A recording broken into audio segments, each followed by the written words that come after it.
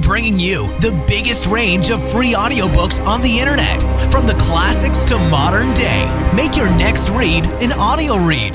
audioreads.org. Manifesto of the Communist Party by Karl Marx and Friedrich Engels. A spectre is haunting Europe, the spectre of communism. All the powers of old Europe have entered into a holy alliance to exorcise this spectre. Pope and Tsar, Metternich and Guizot, French radicals and German police spies. Where is the party in opposition that has not been decried as communistic by its opponents in power? Where is the opposition that has not hurled back the branding reproach of communism against the more advanced opposition parties, as well as against its reactionary adversaries? Two things result from this fact. First, communism is already acknowledged by all European powers to be itself a power. Second, it is high time that communists should openly, in the face of the whole world, publish their views, their aims, their tendencies, and meet this nursery tale of the spectre of communism with a manifesto of the party itself. To this end, communists of various nationalities have assembled in London and sketched the following manifesto, to be published in the English, French, German, Italian, Flemish, and Danish languages. Section 1. Bourgeois and Proletarians. The history of all hitherto existing societies is the history of class struggles. Freeman and slave, patrician and plebeian, lord and serf, guildmaster and journeyman. In a word, oppressor and oppressed, stood in constant opposition to one another, carried on an uninterrupted, now hidden, now open fight. A fight that each time ended either in the revolutionary reconstitution of society at large, or in the common ruin of the contending classes. In the earlier epochs of history, we find almost everywhere a complicated arrangement of society into various orders, a manifold gradation of social rank. In ancient Rome, we have patricians, knights, plebeians, slaves. In the Middle Ages, feudal lords, vassals, guildmasters, journeymen, apprentices, serfs. In almost all of these classes, again, subordinate gradations. The modern bourgeois society that has sprouted from the ruins of feudal society has not done away with class antagonisms. It has but established new classes, new conditions of oppression, new forms of struggle in place of the old ones. Our epoch, the epoch of the bourgeoisie, possesses, however, this distinctive feature. It has simplified the class antagonisms. Society, as a whole, is more and more splitting up into two great hostile camps, into two great classes directly facing each other, bourgeoisie and proletariat. From the serfs of the Middle Ages sprang the chartered burghers of the earliest towns. From these burgesses, the first elements of the bourgeoisie were developed. The discovery of America, the rounding of the Cape, opened up fresh ground for the rising bourgeoisie. The East Indian and Chinese markets, the colonization of America, trade with the colonies, the increase in the means of exchange, and in commodities generally, gave to commerce, to navigation, to industry, an impulse never before known, and, thereby, to the revolutionary element in the tottering feudal society, a rapid development. The feudal system of industry, under which industrial production was monopolized by closed guilds, now no longer sufficed for the growing wants of the new markets. The manufacturing system took its place. The guildmasters were pushed on one side by the manufacturing middle class. Division of labour between the different corporate guilds vanished in the face of division of labour in each single workshop. Meantime, the markets kept ever growing, the demand ever rising. Even manufacture no longer sufficed. Thereupon, steam and machinery revolutionized industrial production. The place of manufacture was taken by the giant modern industry.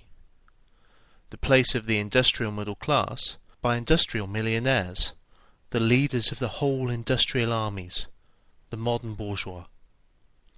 Modern industry has established the world market, for which the discovery of America paved the way. This market has given an immense development to commerce, to navigation, to communication by land.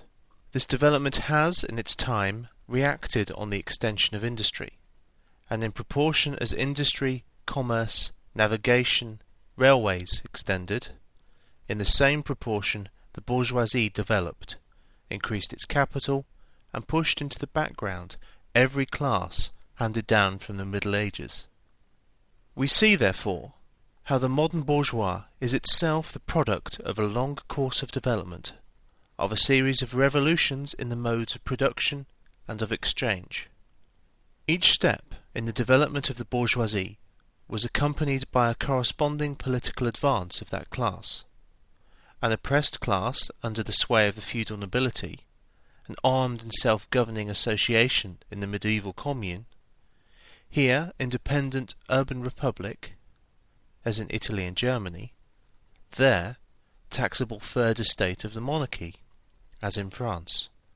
Afterwards, in the period of manufacture proper, serving either the semi-feudal or the absolute monarchy as a counterpoise against the nobility, and, in fact, cornerstone of the great monarchies in general. The bourgeoisie has, at last, since the establishment of modern industry and of the world market, conquered for itself, in the modern representative state, exclusive political sway. The executive of the modern state is but a committee for managing the common affairs of the whole bourgeoisie. The bourgeoisie historically has played a most revolutionary part. The bourgeoisie, wherever it has got the upper hand, has put an end to all feudal, patriarchal, idyllic relations. It has pitilessly torn asunder the motley feudal ties that bound men to his natural superiors, and has left remaining no other nexus between man and man than naked self-interest, than callous cash payment. It has drowned the most heavenly ecstasies of religious fervour, of chivalrous enthusiasm, of Philistine sentimentalism in the icy waters of egotistical calculation.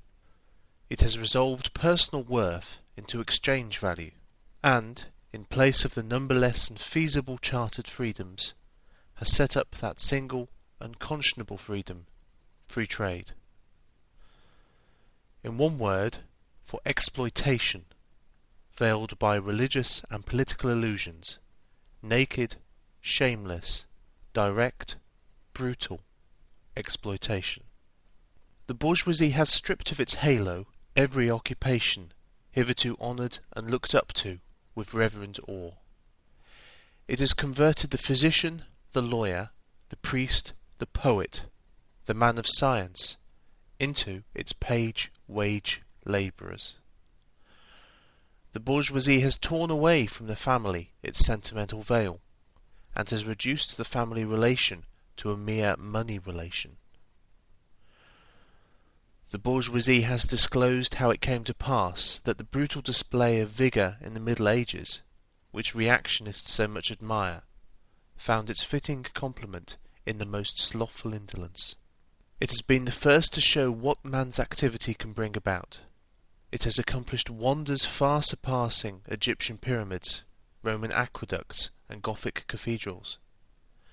It has conducted expeditions that put in the shade all former exoduses of nations and crusades. The bourgeoisie cannot exist without constantly revolutionizing the instruments of production, and, thereby, the relations of production. and with them the whole relations of society. Conservation of the old modes of production in unaltered form was, on the contrary, the first condition of existence for all earlier industrial classes. Constant revolutionizing of production, uninterrupted disturbance of all social conditions, everlasting uncertainty and agitation distinguished the bourgeois epoch from all earlier ones. All fixed, fast-frozen relations, with their train of ancient and venerable prejudices and opinions, are swept away. All new-formed ones become antiquated before they can ossify. All that is solid melts into air, all that is holy is profaned, and man is at last compelled to face with sober senses his real conditions of life and his relations with his kind. The need of a constantly expanding market for its products chases the bourgeoisie over the whole surface of the globe. It must nestle everywhere, settle everywhere, establish connections everywhere. The bourgeoisie has, through its exploitation of the world market, given a cosmopolitan character to production and consumption in every country. To the great chagrin of reactionists, it has drawn from under the feet of industry the national ground on which it stood. All old established national industries have been destroyed, or are daily being destroyed.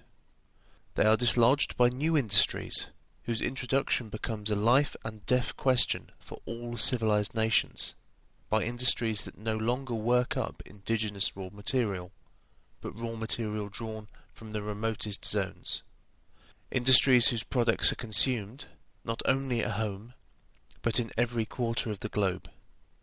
In place of the old wants, satisfied by the productions of the country, we find new wants, requiring for their satisfaction the products of distant lands and climes. In place of the old local and national seclusion and self-sufficiency, we have intercourse in every direction, universal interdependence of nations. And, as in material, so also in intellectual production. The intellectual creations of individual nations become common property. National one-sidedness and narrow-mindedness become more and more impossible, and from the numerous national and local literatures there arises a world literature. The bourgeoisie, by the rapid improvement of all instruments of production, by the immensely facilitated means of communication, draws all, even the most barbarian, nations into civilization. The cheap prices of its commodities are the heavy artillery with which it batters down all Chinese walls, with which it forces the barbarians' intensely obstinate hatred of foreigners to capitulate. It compels all nations, on pain of extinction, to adopt the bourgeois mode of production. It compels them to introduce what it calls civilization into their midst, i.e., to become bourgeois themselves. In one word, it creates a world after its own image. The bourgeoisie has subjected the country to the rule of the towns. It has created enormous cities, has greatly increased the urban population as compared with the rural, and has thus rescued a considerable part of the population from the idiocy of rural life. Just as it has made the country dependent on the towns, so it has made barbarian and semi-barbarian countries dependent on the civilized ones. Nations of peasants on nations of bourgeois, the East on the West. The bourgeois keeps more and more doing away with the scattered state of the population, of the means of production, and of property. It has agglomerated production, and has concentrated property in a few hands. The necessary consequence of this was political centralization. Independent, or but loosely connected provinces, with separate interests, laws, governments, and systems of taxation, became lumped together into one nation, with one government, one code of laws, one national class interest, one frontier and one customs tariff. The bourgeoisie, during its rule of scarce 100 years, has created more massive and more colossal productive forces than have all preceding generations together. Subjection of nature's forces to man, machinery, application of chemistry to industry and agriculture, steam navigation, railways, electric telegraphs, clearing of whole continents for cultivation, canalization of rivers, whole populations conjured out of the ground.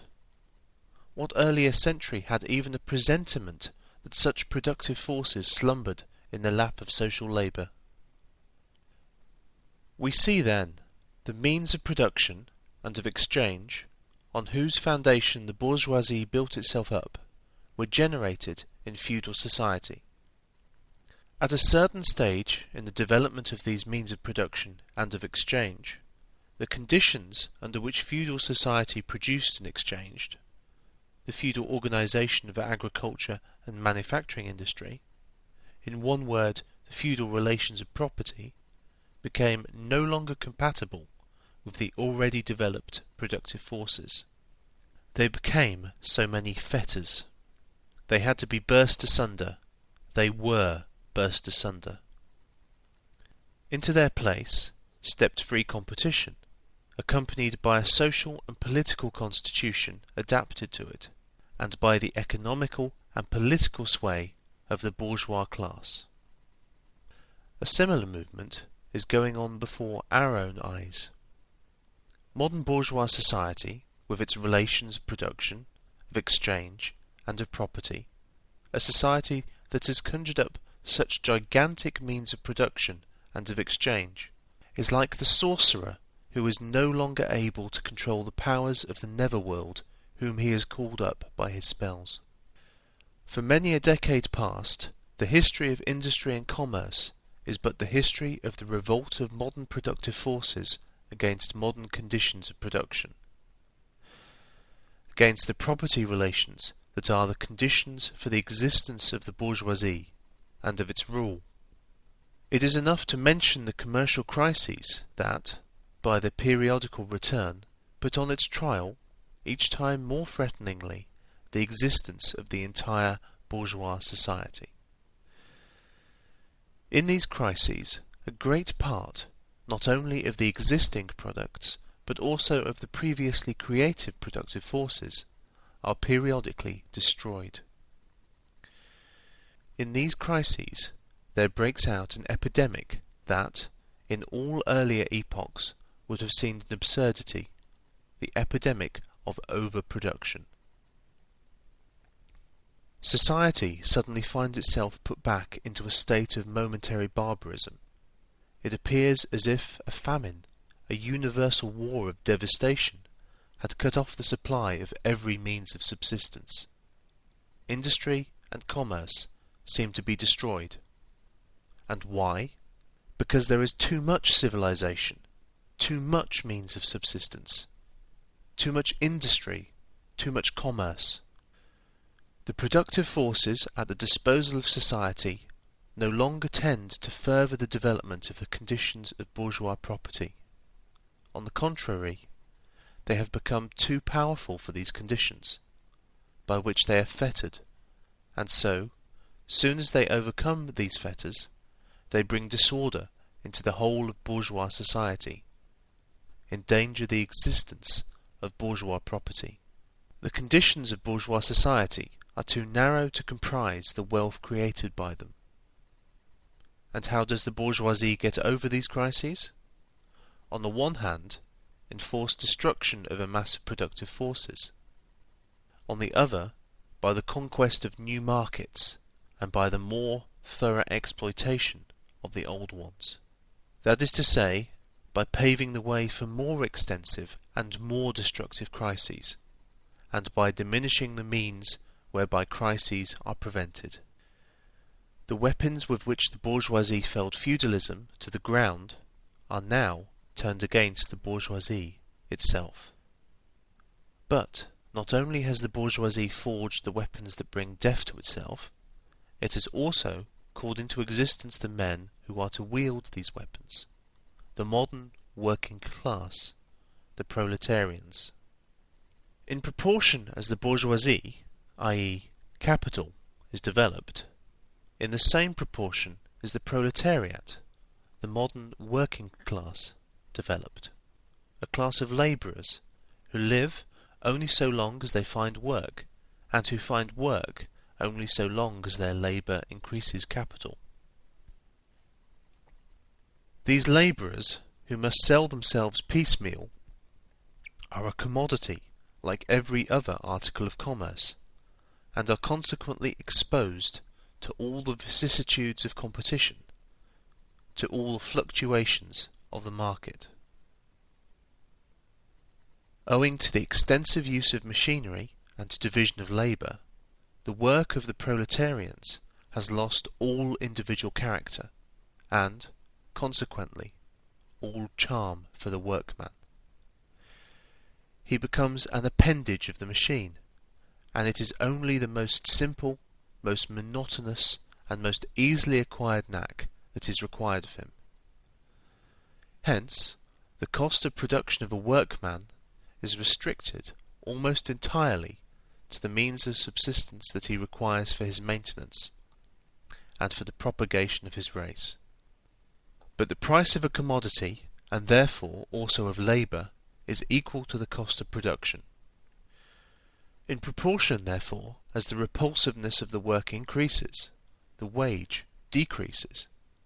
Nay, more, in proportion as the use of machinery and division of labour increases, in the same proportion the burden of toil also increases, whether by prolongation of the working hours, by increase of the work exacted in a given time, or by increased speed of the machinery, etc.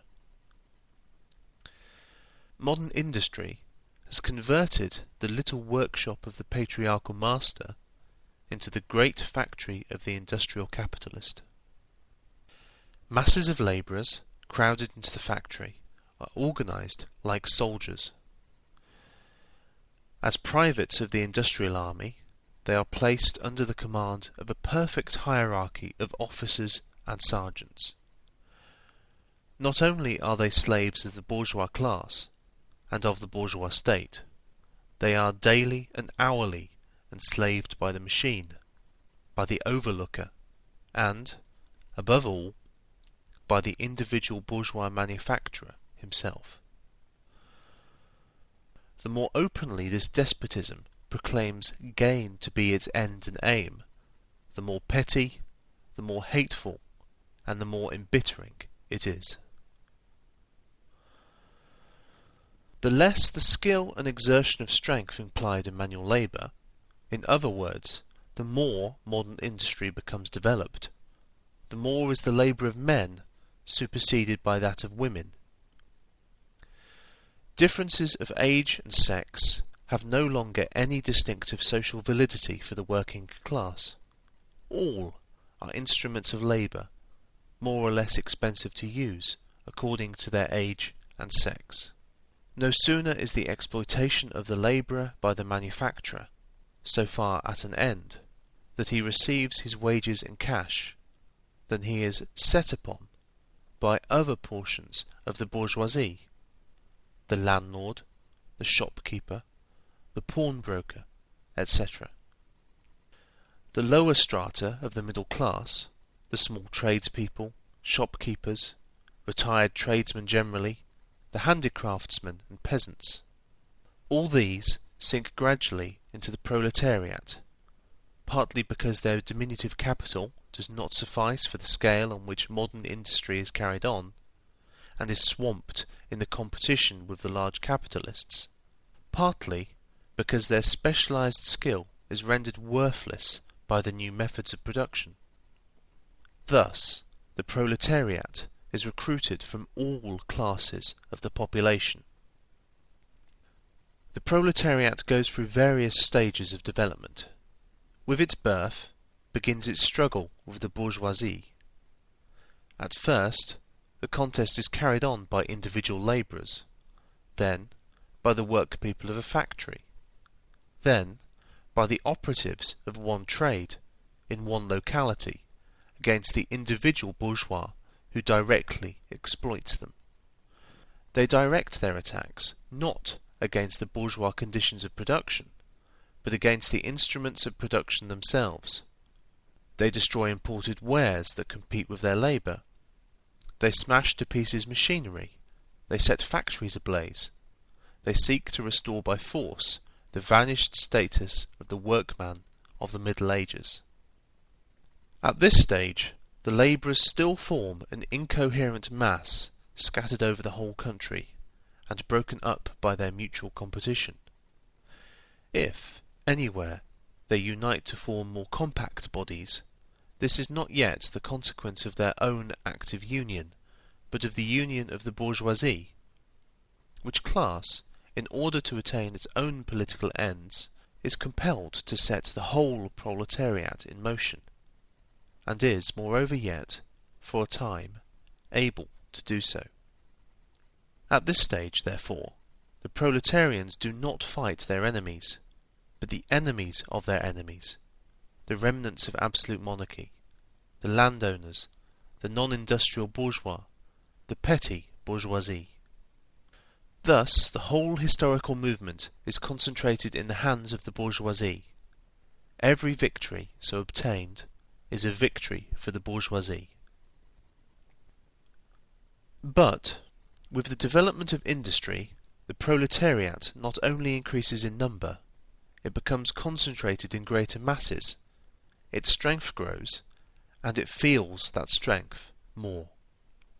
The various interests and conditions of life within the ranks of the proletariat are, more and more, equalized, in proportion as machinery obliterates all distinctions of labour, and nearly everywhere reduces wages to the same low level. The growing competition among the bourgeois and the resulting commercial crises makes the wages of the workers ever more fluctuating. The unceasing improvement of machinery, ever more rapidly developing, makes their livelihood more and more precarious. The collisions between individual workmen and individual bourgeois take more and more the character of collisions between two classes. Thereupon, the workers begin to form combinations, trades unions, against the bourgeois. They club together in order to keep up the rate of wages. They found permanent associations in order to make provision beforehand for these occasional revolts. Here and there, the contest breaks out into riots.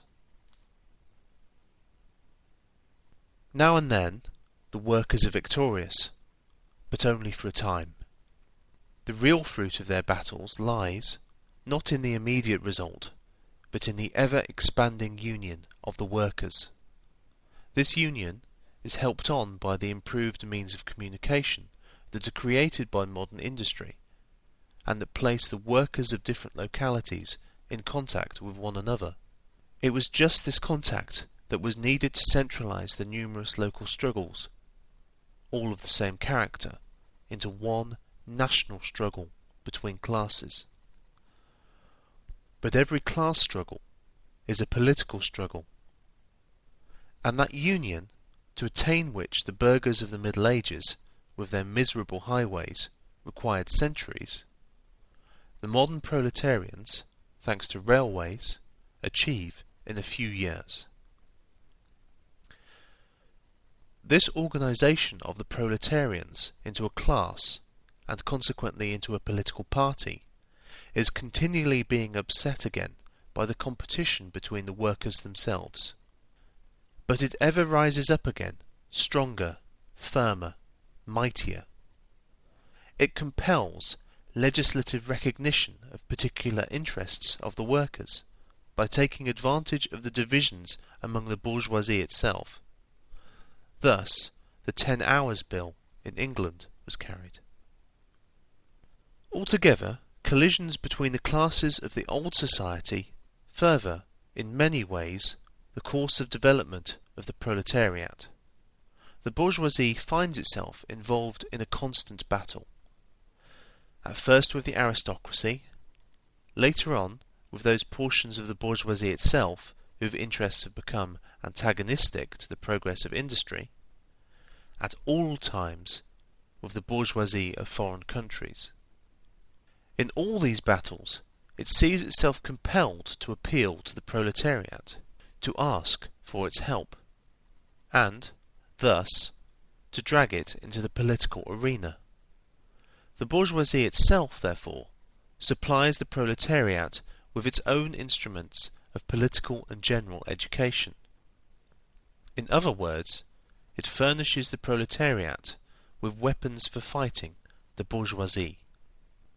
Further, as we have already seen, entire sections of the ruling classes are, by the advance of industry, precipitated into the proletariat, or are at least threatened in their conditions of existence. These also supply the proletariat with fresh elements of enlightenment and progress. Finally, in times when the class struggle nears the decisive hour, the process of dissolution going on within the ruling class, in fact within the whole range of society, assumes such a violent glaring character that a small section of the ruling class cuts itself adrift and joins the revolutionary class, the class that holds the future in its hands. Just as, therefore, at an earlier period, a section of the nobility went over to the bourgeoisie, so now a portion of the bourgeoisie goes over to the proletariat. And, in particular, a portion of the bourgeois ideologists, who have raised themselves to the level of comprehending theoretically the historical movement as a whole. Of all the classes that stand face to face with the bourgeoisie today, the proletariat alone is a really revolutionary class. The other classes decay and finally disappear in the face of modern industry. The proletariat is its special and essential product. The lower middle class, the small manufacturer, the shopkeeper, the artisan, the peasant, all these fight against the bourgeoisie to save from extinction their existence as fractions of the middle class. They are therefore not revolutionary, but conservative. Nay more, they are reactionary, for they try to roll back the wheel of history. If by chance they are revolutionary, they are so only in view of their impending transfer into the proletariat.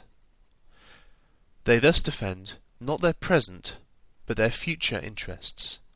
They desert their own standpoint to place themselves at that of the proletariat.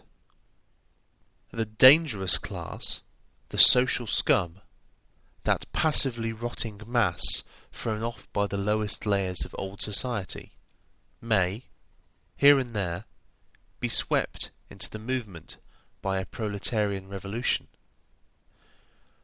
Its conditions of life, however, prepare it far more for the part of a bribed tool of reactionary intrigue. In the conditions of the proletariat, those of old society at large are already virtually swamped. The proletarian is without property. His relation to his wife and children has no longer anything in common with the bourgeois family relations. Modern industrial labour, modern subjection to capital, the same in England as in France, in America as in Germany, has stripped him of every trace of national character. Law, morality, religion are, to him, so many bourgeois prejudices, behind which lurk in ambush just as many bourgeois interests. All the preceding classes that got the upper hand sought to fortify their already acquired status by subjecting society at large to their conditions of appropriation. The proletarians cannot become masters of the productive forces of society. except by abolishing their own previous mode of appropriation, and thereby also every other previous mode of appropriation. They have nothing of their own to secure and to fortify. Their mission is to destroy all previous securities for, and insurances of, individual property. All previous historical movements were movements of minorities, or in the interests of minorities. The proletarian movement is the self-conscious, independent movement of the immense majority, in the interests of the immense majority. The proletariat, the lowest stratum of our present society, cannot stir, cannot raise itself up, without the whole superincumbent strata of official society being sprung into the air. Though not in substance, yet in form, the struggle of the proletariat with the bourgeoisie is at first a national struggle. The proletariat of each country must, of course, first of all settle matters with its own bourgeoisie. In depicting the most general phases of the development of the proletariat, we traced the more or less veiled civil war raging within existing society, up to the point where that war breaks out into open revolution, and where the violent overthrow of the bourgeoisie lays the foundation for the sway of the proletariat. Hitherto, every form of society has been based, as we have already seen, on the antagonism of oppressing and oppressed classes. But in order to oppress a class, certain conditions must be assured to it under which it can, at least, continue its slavish existence. The serf, in the period of serfdom, raised himself to membership in the commune, just as the petty bourgeois, under the yoke of feudal absolutism, managed to develop into a bourgeois. The modern labourer, on the contrary, instead of rising with the progress of industry, sinks deeper and deeper below the conditions of existence of his own class. He becomes a pauper, and pauperism develops more rapidly than population and wealth.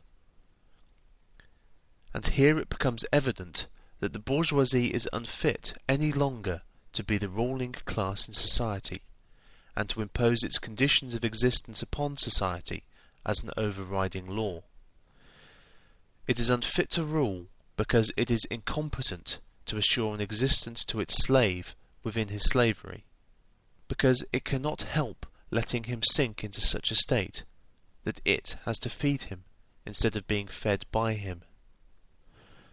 Society can no longer live under this bourgeoisie. In other words, its existence is no longer compatible with society. The essential condition for the existence and for the sway of the bourgeois class is the formation and augmentation of capital. The condition for capital is wage labour.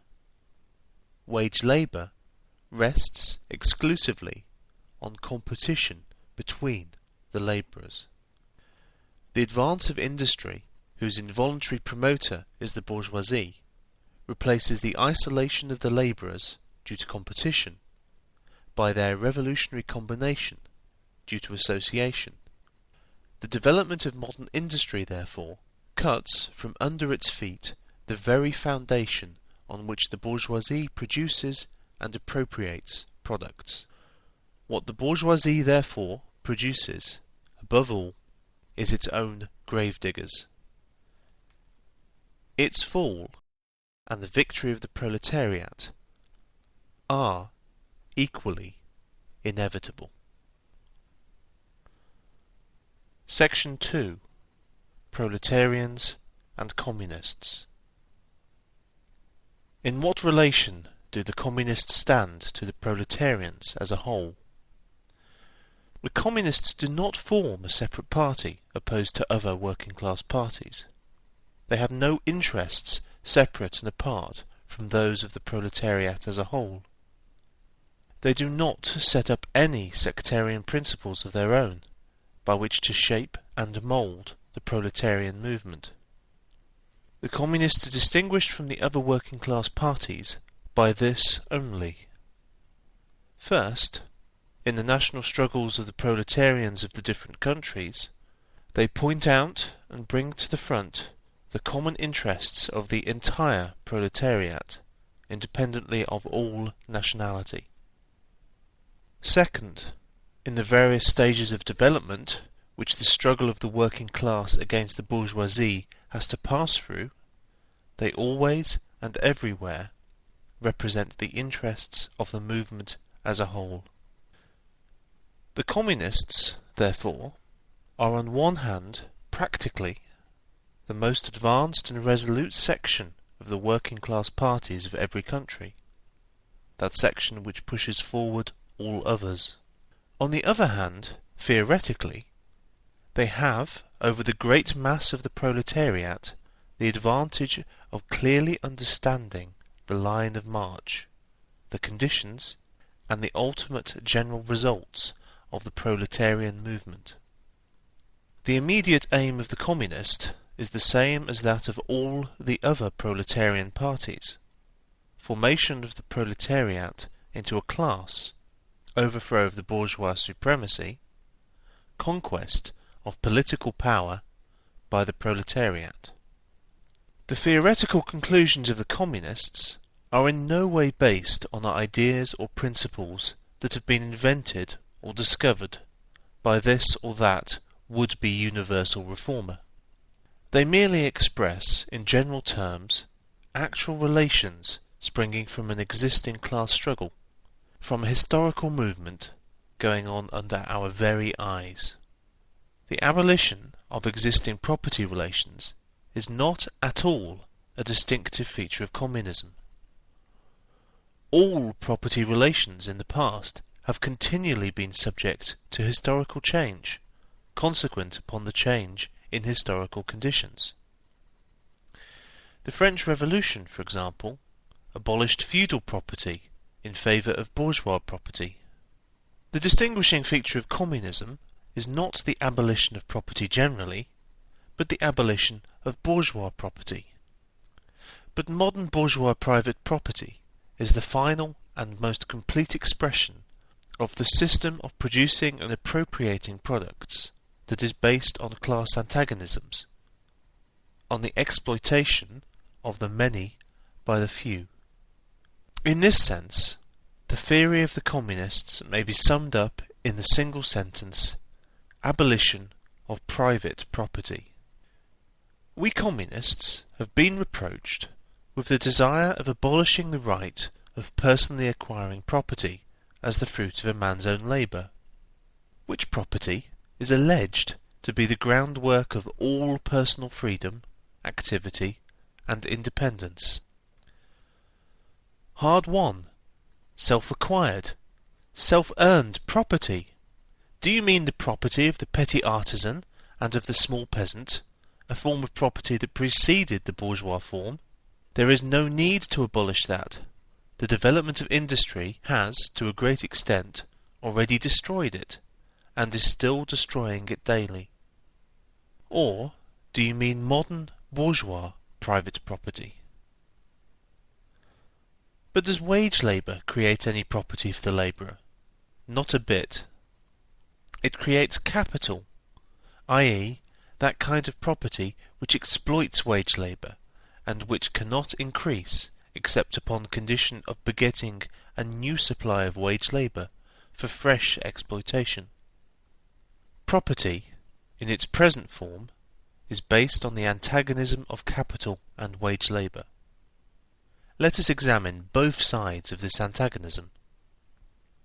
To be a capitalist is to have not only a purely personal, but a social status in production.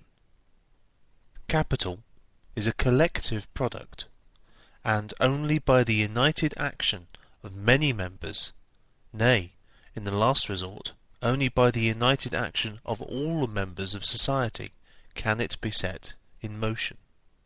Capital is, therefore, not a personal, it is a social power. When, therefore, capital is converted into common property, into the property of all members of society, personal property is not thereby transformed into social property. It is only the social character of the property that is changed. It loses its class character. Let us now take wage labour. The average price of wage labour is the minimum wage, i.e., that quantum of the means of subsistence which is absolutely requisite in bare existence as a labourer. What, therefore, the wage labourer appropriates by means of his labour merely suffices to prolong and reproduce a bare existence. We by no means intend to abolish this personal appropriation of the products of labour, an appropriation that is made for the maintenance and reproduction of human life, and that leaves no surplus wherewith to command the labour of others. All that we want to do away with is the miserable character of this appropriation, under which the labourer lives merely to increase capital, and is allowed to live only in so far as the interest of the ruling class requires it. In bourgeois society, living labour is but a means to increase accumulated labour.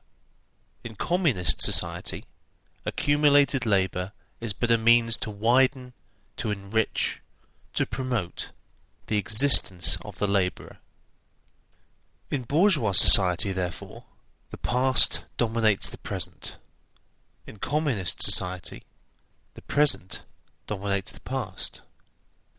In bourgeois society, capital is independent and has individuality, while the living person is dependent and has no individuality.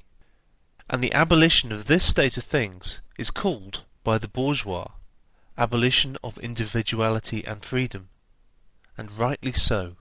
The abolition of bourgeois individuality, bourgeois independence, and bourgeois freedom is undoubtedly aimed at. By freedom is meant, under the present bourgeois conditions of production, free trade, free selling and buying. But if selling and buying disappears, free selling and buying disappears also. This talk about free selling and buying, and all the other brave words of our bourgeoisie about freedom in general, have a meaning, if any, only in contrast with restricted selling and buying, with the fettered traders of the Middle Ages, but have no meaning when compared to the communistic abolition of buying and selling, of the bourgeois conditions of production, and of the bourgeoisie itself. You are horrified at our intending to do away with private property, but in your existing society, private property is already done away with for 9/10 of the population. Its existence for the few is solely due to its non-existence in the hands of those 9/10. You reproach us, therefore, with intending to do away with a form of property, the necessary condition for whose existence is the non-existence of any property for the immense majority of society. In one word, you reproach us with intending to do away with your property. Precisely so. That is just what we intend. From the moment when labour can no longer be converted into capital, money, or rent, into a social power capable of being monopolised, i.e., from the moment when individual property can no longer be transformed into bourgeois property, into capital, from that moment you say individuality vanishes. You must therefore confess that by individual you mean no other person than the bourgeois, than the middle-class owner of property. This person must indeed be swept out of the way and made impossible. Communism deprives no man of the power to appropriate the products of society. All that it does is to deprive him of the power to subjugate the labour of others by means of such appropriation. It has been objected that upon the abolition of private property, all work will cease and universal laziness will overtake us. According to this, bourgeois society ought long ago to have gone to the dogs through sheer idleness, for those of its members who work acquire nothing, and those who acquire anything do not work.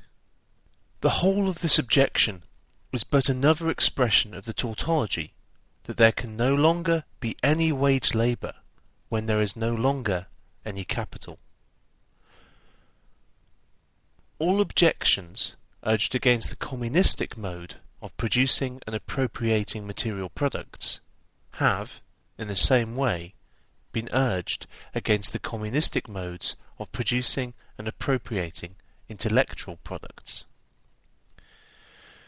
Just as to the bourgeois the disappearance of class property is the disappearance of production itself, so the disappearance of class culture is to him identical with the disappearance of all culture.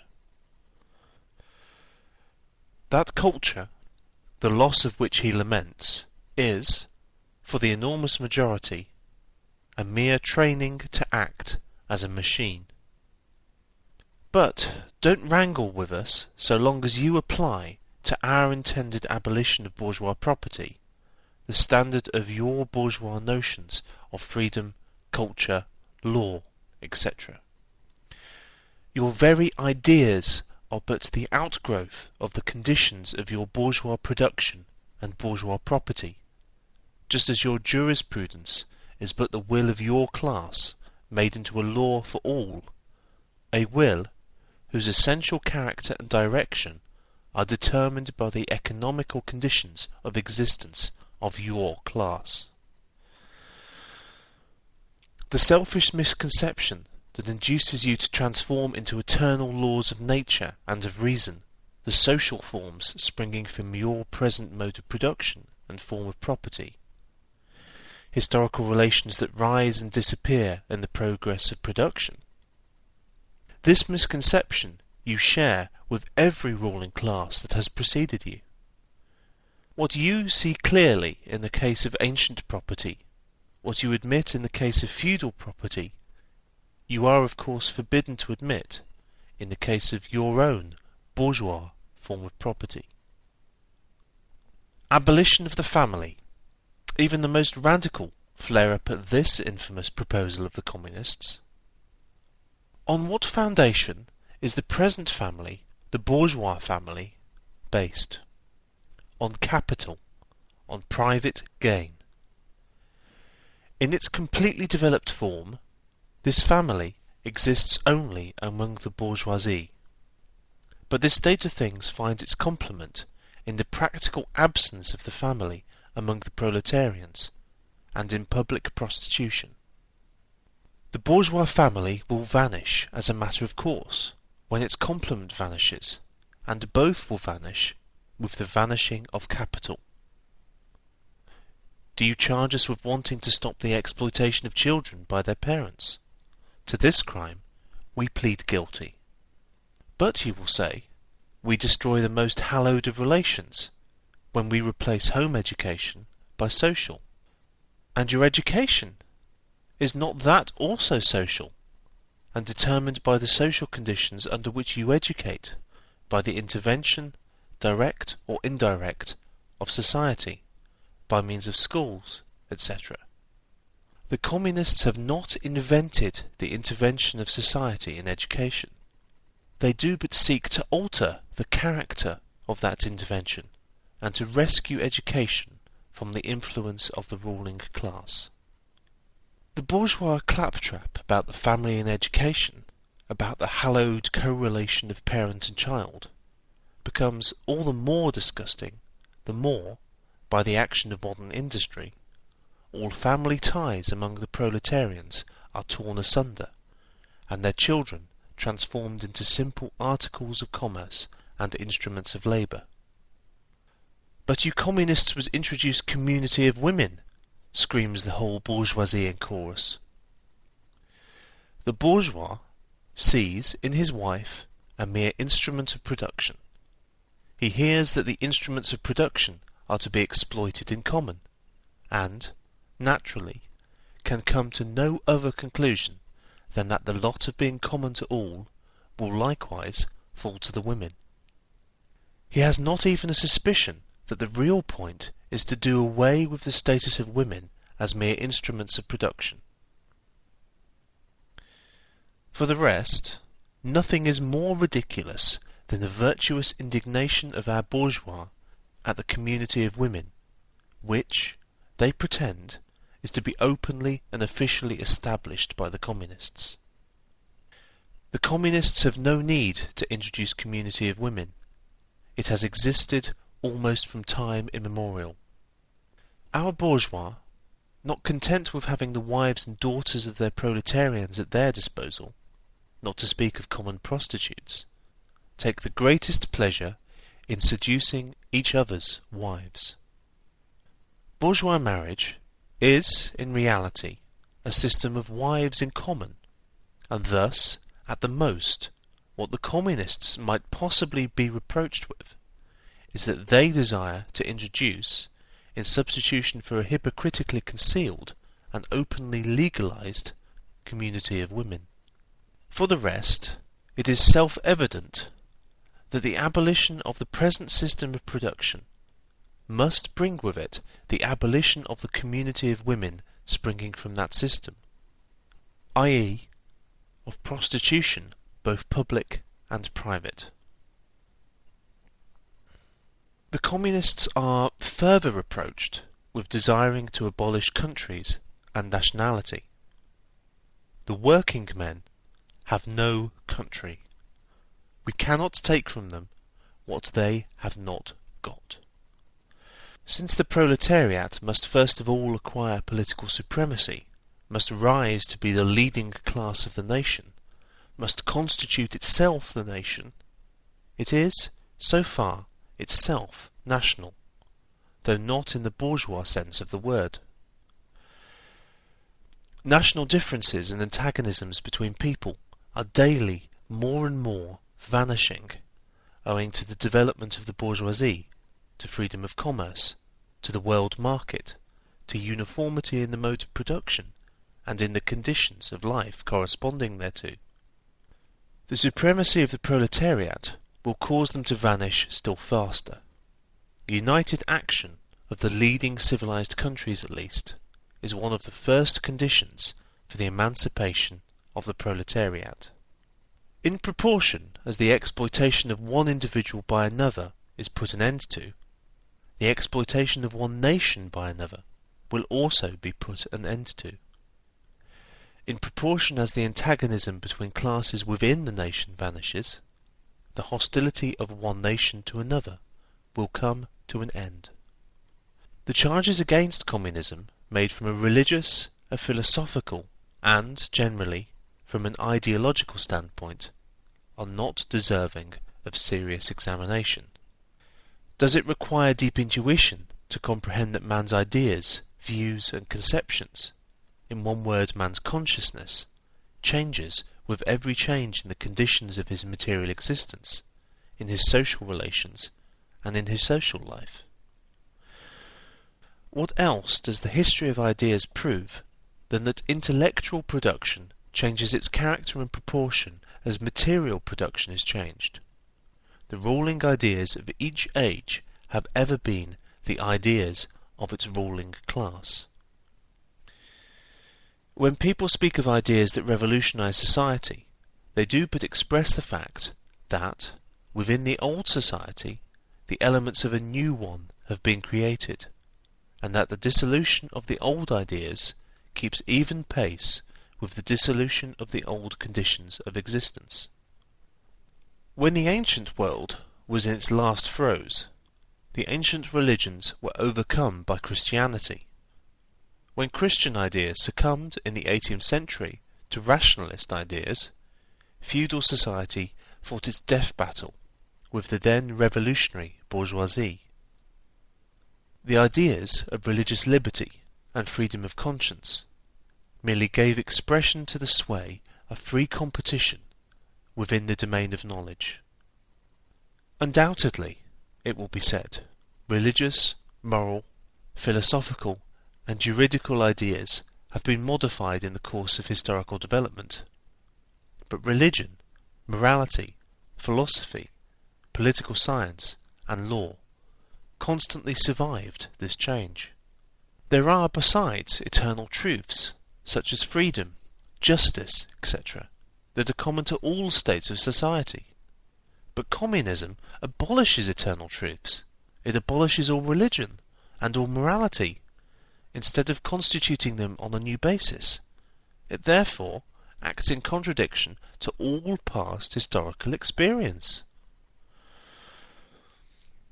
What does this accusation reduce itself to? The history of all past society has consisted in the development of class antagonisms that assumed different forms at different epochs. But, whatever form they may have taken, one fact is common to all past ages, viz., the exploitation of one part of society by the other. No wonder, then, that the social consciousness of past ages, despite all the multiplicity and variety it displays, moves within certain common forms, or general ideas, which cannot completely vanish except with the total disappearance of class antagonisms. The communist revolution is the most radical rupture with traditional property relations. No wonder that its development involves the most radical rupture with traditional ideas. But let us have done with the bourgeois objections to communism. We have seen above that the first step in the revolution by the working class is to raise the proletariat to the position of ruling as to win the battle of democracy. The proletariat will use its political supremacy to wrest, by degrees, all capital from the bourgeoisie, to centralise all instruments of production in the hands of the state, i.e., of the proletariat organised as the ruling class, and to increase the total of productive forces as rapidly as possible.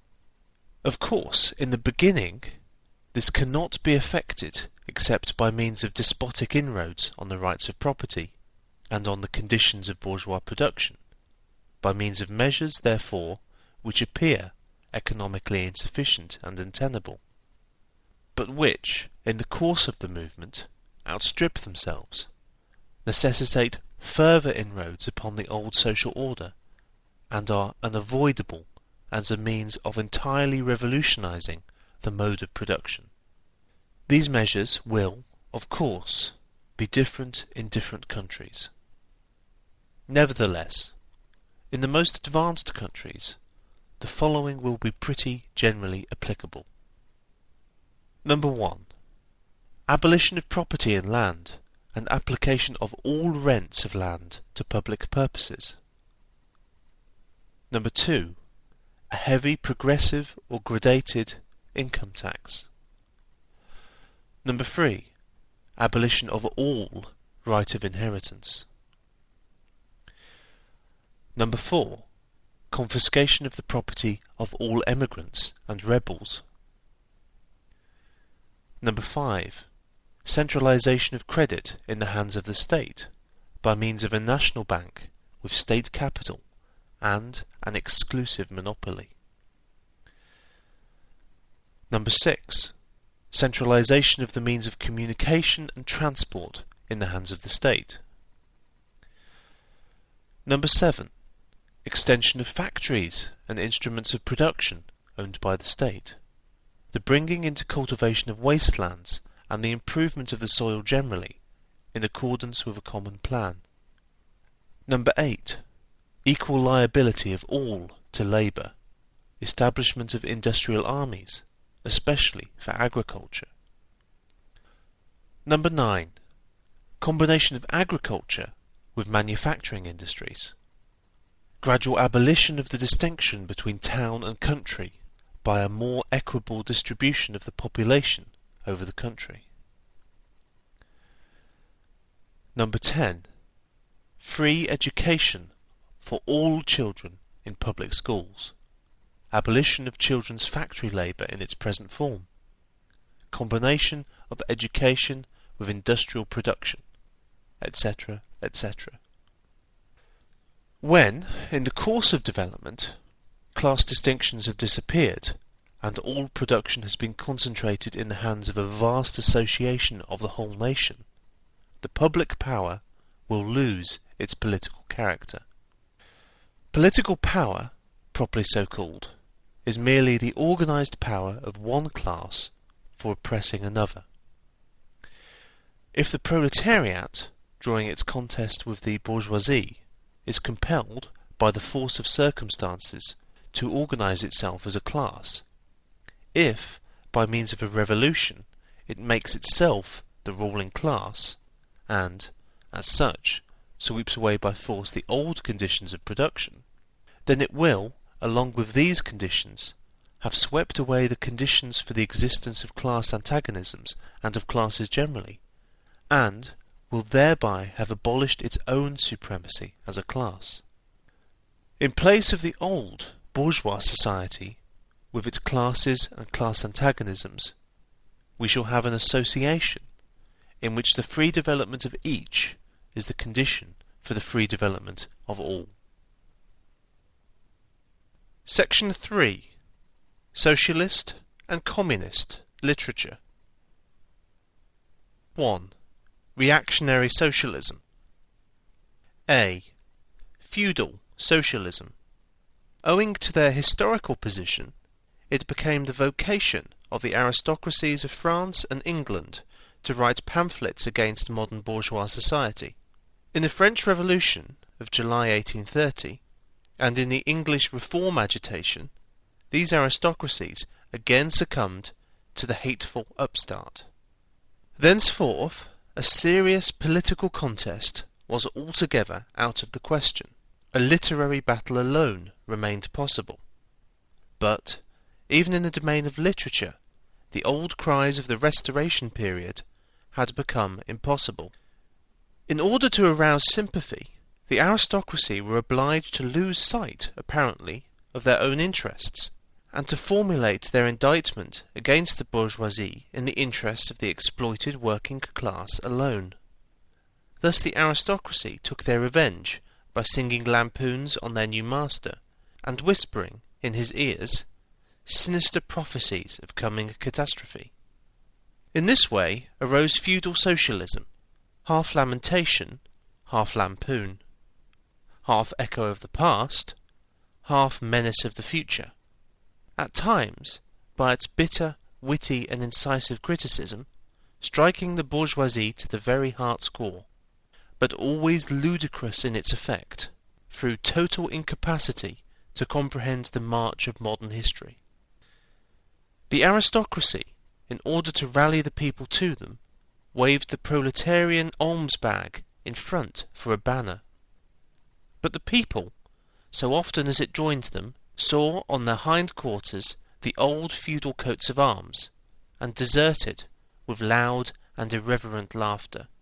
One section of the French legitimists and Young England exhibited this spectacle.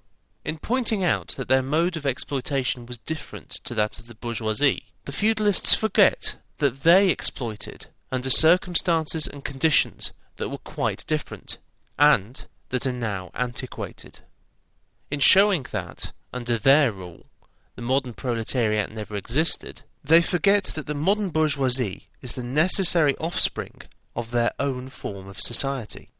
For the rest, so little do they conceal the reactionary character of their criticism, that the chief accusation against the bourgeoisie amounts to this, that under the bourgeois regime, a class is being developed which is destined to cut up root and branch the old order of society. What they upbraid the bourgeoisie with is not so much that it creates a proletariat, as that it creates a revolutionary proletariat. In political practice, therefore, they join in all coercive measures against the working class. And in ordinary life, despite their highfalutin phrases, they stoop to pick up the golden apples dropped from the tree of industry, and to barter truth, love, and honour for traffic and wool, beetroot sugar, and potato spirits. As the parson has ever gone hand in hand with the landlord, so has clerical socialism with feudal socialism. Nothing is easier than to give Christian asceticism a socialist tinge. Has not Christianity declaimed against private property, against marriage, against the state? Has it not preached in the place of these charity and poverty, celibacy and mortification of the flesh, monastic life and mother church? Christian socialism is but the holy water with which the priest consecrates the heart-burnings of the aristocrat. B. Petty bourgeois socialism. The feudal aristocracy was not the only class that was ruined by the bourgeoisie, not the only class whose conditions of existence pined and perished in the atmosphere of modern bourgeois society. The medieval burgesses and the small peasant proprietors were the precursors of the modern bourgeoisie. In those countries which are but little developed, industrially and commercially, these two classes still vegetate side by side with the rising bourgeoisie. In countries where modern civilization has become fully developed, a new class of petty bourgeois has been formed, fluctuating between proletariat and bourgeoisie, and ever renewing itself as a supplementary part of bourgeois society. The individual members of this class, however, are being constantly hurled down into the proletariat by the action of competition, and, as modern industry develops, they even see the moment approaching when they will completely disappear as an independent section of modern society, to be replaced in manufactures, agriculture and commerce by overlookers, bailiffs and shopmen.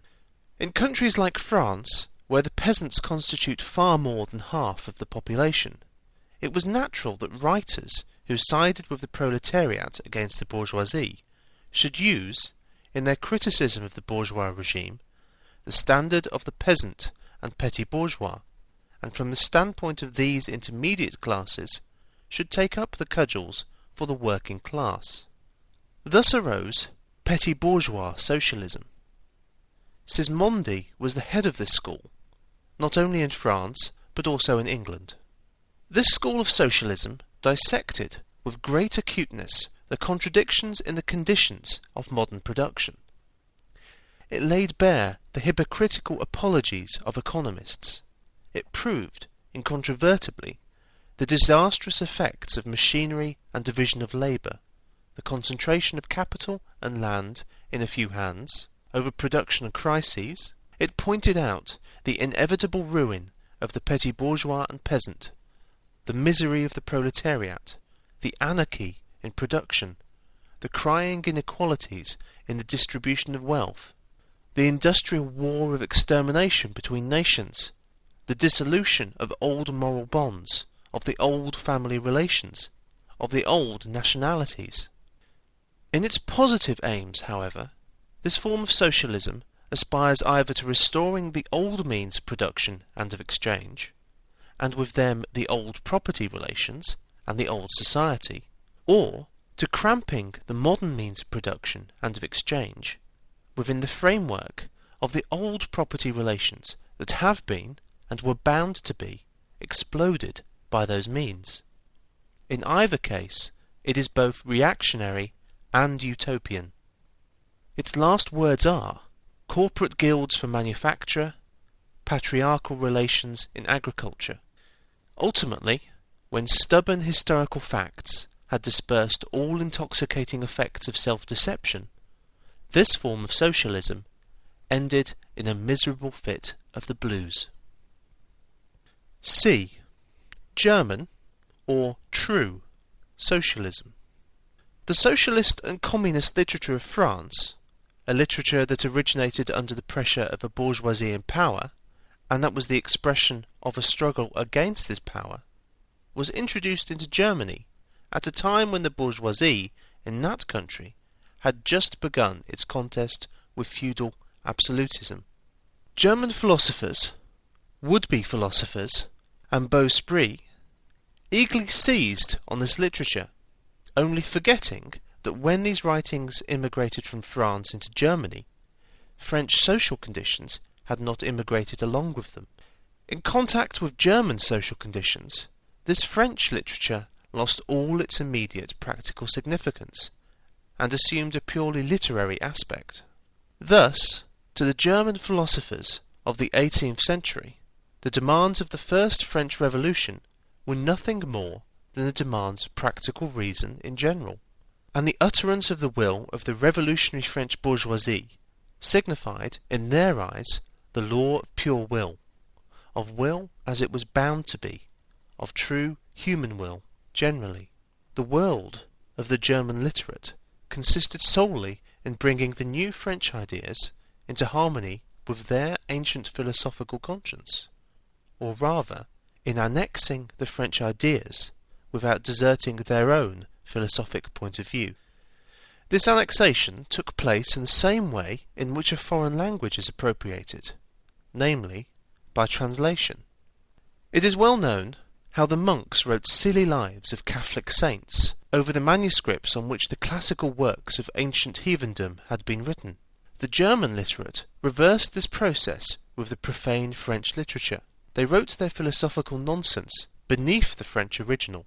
For instance, beneath the French criticism of the economic functions of money, they wrote alienation of humanity, and beneath the French criticism of the bourgeois state, they wrote dethronement of the category of the general, and so forth. The introduction of these philosophical phrases at the back of the French historical criticisms, they dubbed philosophy of action, true socialism, German science of socialism, philosophical foundation of socialism, and so on. The French socialist and communist literature was thus completely emasculated, and, since it ceased in the hands of the German to express the struggle of one class with the other, he felt conscious of having overcome French one-sidedness, and of representing not true requirements, but the requirements of truth. Not the interests of the proletariat, but the interests of human nature, of man in general, who belongs to no class, has no reality, who exists only in the misty realm of philosophical fantasy. This German socialism, which took its schoolboy tasks so seriously and solemnly, and extolled its poor stock in trade in such mountebank fashion, meanwhile gradually lost its pedantic innocence. The fight of the German, and especially of the Prussian bourgeoisie, against feudal aristocracy and absolute monarchy, in other words, the liberal movement, became more earnest. By this, the long-wished-for opportunity was offered to true socialism of confronting the political movement with the socialist demands, of hurling the traditional anathemas against liberalism, against representative government, against bourgeois competition, bourgeois freedom of the press, bourgeois legislation, bourgeois liberty and equality, and of preaching to the masses that they had nothing to gain and everything to lose by this bourgeois movement. German socialism forgot, in the nick of time, that the French criticism, whose silly echo it was, presupposed the existence of modern bourgeois society, with its corresponding economic conditions of existence, and the political constitution adapted thereto, the very things whose attainment was the object of the pending struggle in Germany.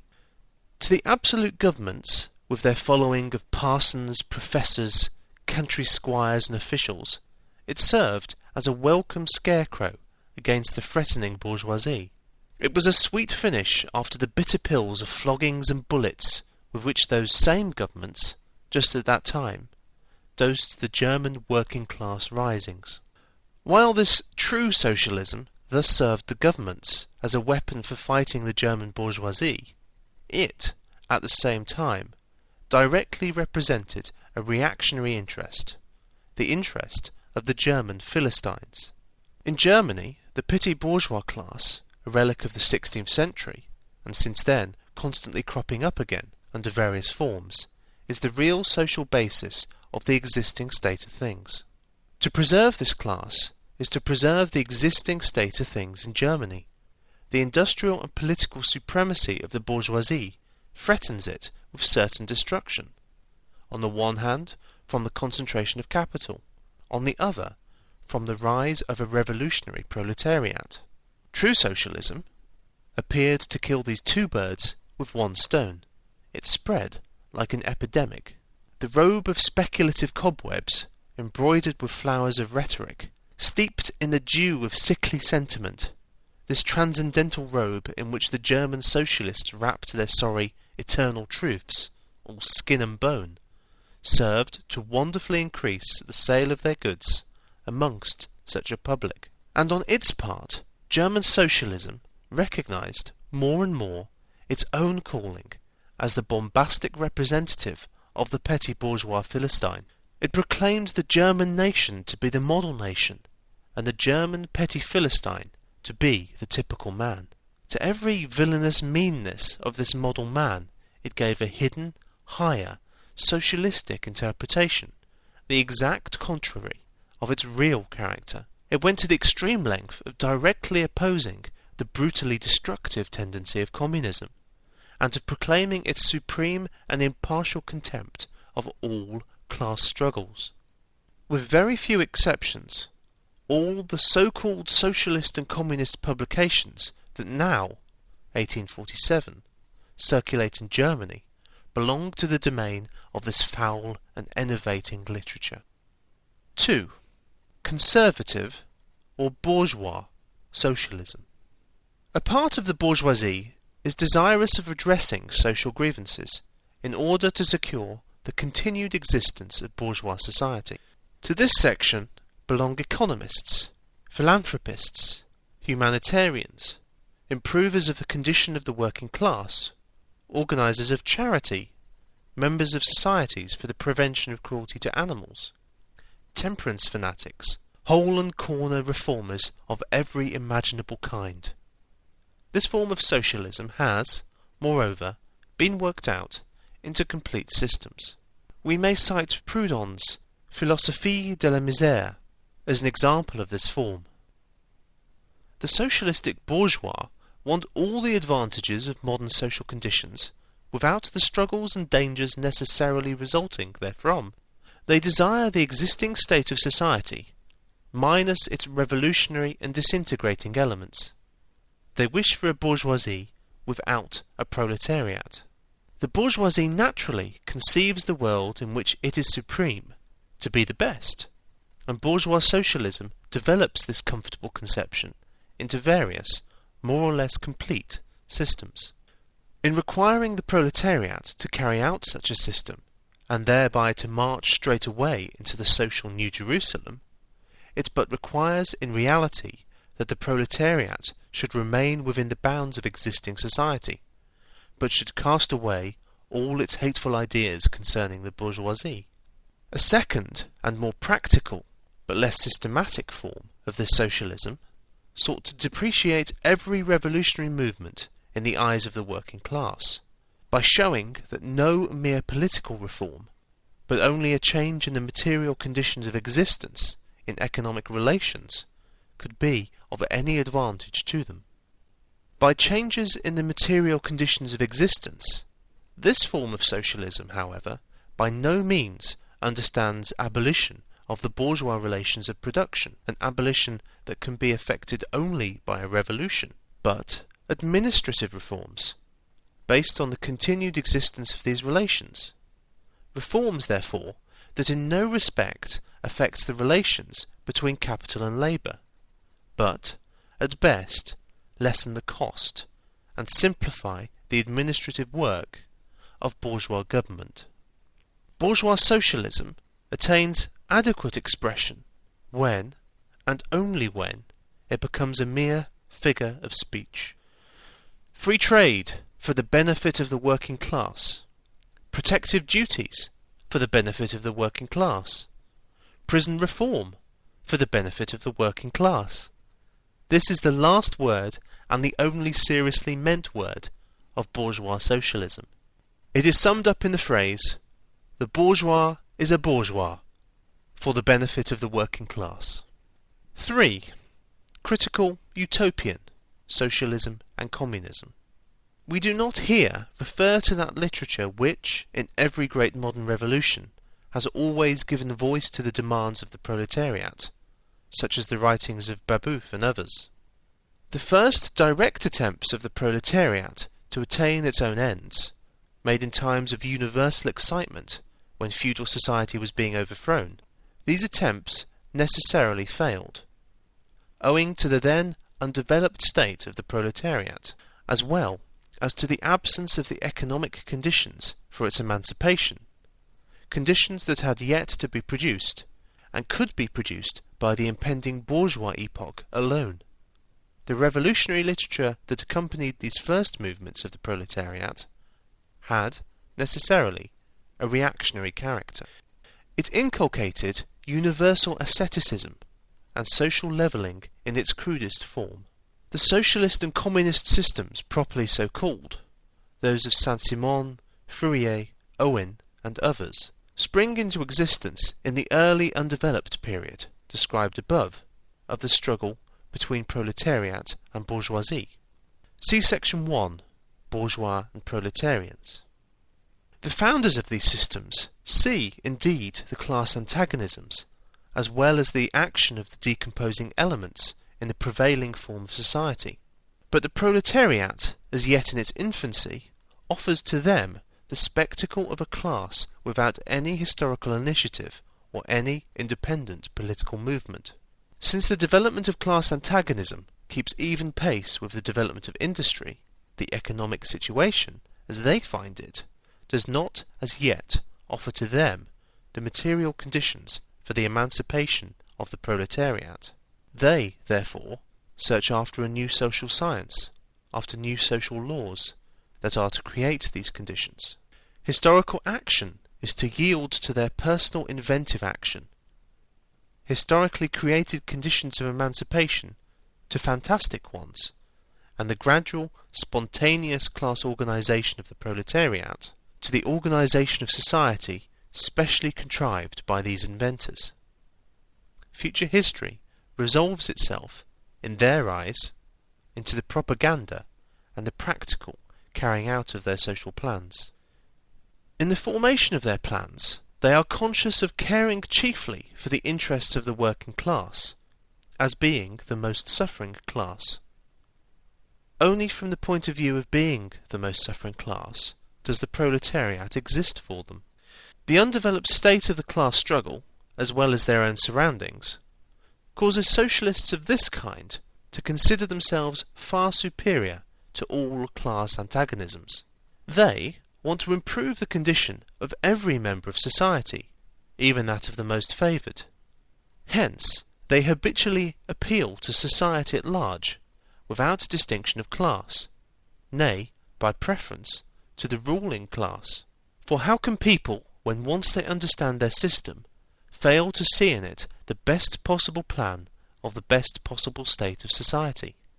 Hence, they reject all political, and especially all revolutionary, action. They wish to attain their ends by peaceful means, and endeavour by small experiments, necessarily doomed to failure, and by the force of example, to pave the way for the new social gospel. Such fantastic pictures of future society, painted at a time when the proletariat is still in a very undeveloped state, and has but a fantastic conception of its own position, correspond with the first instinctive yearnings of that class for a general reconstruction of society. But these socialist and communist publications contain also a critical element. They attack every principle of existing society. Hence, they are full of the most valuable materials for the enlightenment of the working class. The practical measures proposed in them, such as the abolition of the distinction between town and country, of the family, of the carrying on of industries for the account of private individuals, and of the wage system, the proclamation of social harmony, the conversion of the functions of the state into a mere superintendence of production. All these proposals point solely to the disappearance of class antagonisms, which were, at the time, only just cropping up, and which, in these publications, are recognized in their earliest, indistinct, and undefined forms only. These proposals, therefore, are of a purely utopian character. The significance of critical utopian socialism and communism bears an inverse relation to historical development. In proportion as the modern class struggle develops and takes definite shape, this fantastic standing apart from the contest, these fantastic attacks on it, lose all practical value and all theoretical justification. Therefore, although the originators of these systems were, in many respects, revolutionary, their disciples have, in every case, formed mere reactionary sects. They hold fast by the original views of their masters in opposition to the progressive historical development of the proletariat. They, therefore, endeavour, and that consistently, to deaden the class struggle and to reconcile the class antagonisms. They still dream of experimental realisation of their social utopias, of founding isolated phalanstères, of establishing home colonies, of setting up a Little Icaria, duodecimo editions of the New Jerusalem. And to realise all these castles in the air, they are compelled to appeal to the feelings and purses of the bourgeois. By degrees, they sink into the category of the reactionary conservative socialists depicted above, differing from these only by a more systematic pedantry, and by their fanatical and superstitious belief in the miraculous effects of their social science. They, therefore, violently oppose all political action on the part of the working class. Such action, according to them, can only result from blind unbelief in the new gospel. The Owenites in England and the Fourierists in France, respectively, oppose the Chartists and the Reformists. Section 4. Position of the Communists in relation to the various existing opposition parties. Section 2 has made clear the relations of the Communists to the existing working class parties, such as the Chartists in England and the agrarian reformers in America. The Communists fight for the attainment of the immediate aims, for the enforcement of the momentary interests of the working class, but in the movement of the present they also represent and take care of the future of that movement. In France, the Communists ally themselves with the Social Democrats against the conservative and radical bourgeoisie, reserving, however, the right to take up a critical position in regard to phrases and allusions traditionally handed down from the Great Revolution. In Switzerland, they support the radicals, without losing sight of the fact that this party consists of antagonistic elements, partly of democratic socialists in the French sense, partly of radical bourgeois. In Poland, they support the party that insists on an agrarian revolution as the prime condition for national emancipation, that party which fomented the insurrection of Krakow in 1846. In Germany, they fight with the bourgeoisie whenever it acts in a revolutionary way against the absolute monarchy, the feudal squirearchy, and the petty bourgeoisie.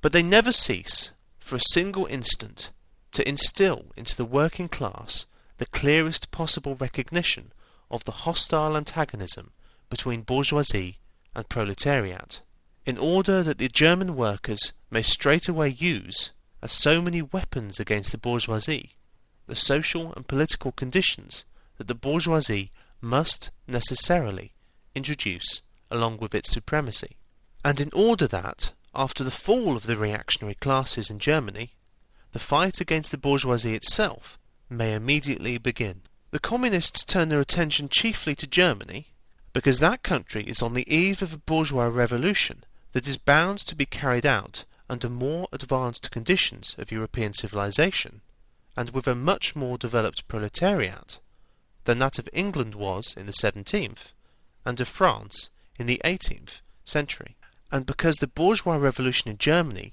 will be but the prelude to an immediately following proletarian revolution. In short, the Communists everywhere support every revolutionary movement against the existing social and political order of things. In all these movements, they bring to the front, as the leading question in each, the property question, no matter what its degree of development at the time. Finally, they labour everywhere for the union and agreement of the democratic parties of all countries. The communists disdain to conceal their views and aims. They openly declare that their ends can be attained only by the forcible overthrow of all existing social conditions. Let the ruling classes tremble at a communistic revolution. The proletarians have nothing to lose but their chains. They have a world to win. Working men of all countries, unite!